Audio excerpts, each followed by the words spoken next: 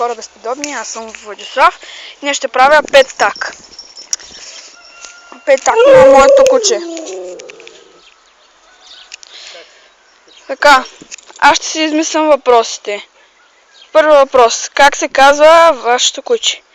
Казва се Чери, знам, че това означава домат, но и череша на английски.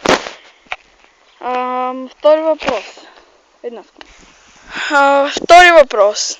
Каква порода е вашето куче? Моето куче по-скоро не е куче, а е вълк. Полярен вълк. Това тук. Добро, Чери. Обичаш ли ме? Да. Добро, Чери. Ей ти какъв ми.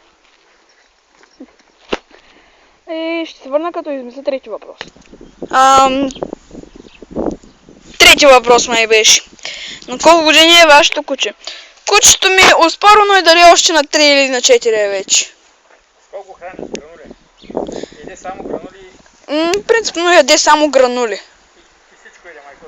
Това беше пети въпрос. Но яде и хляб. Да. Извинете, не пети, а четвърти.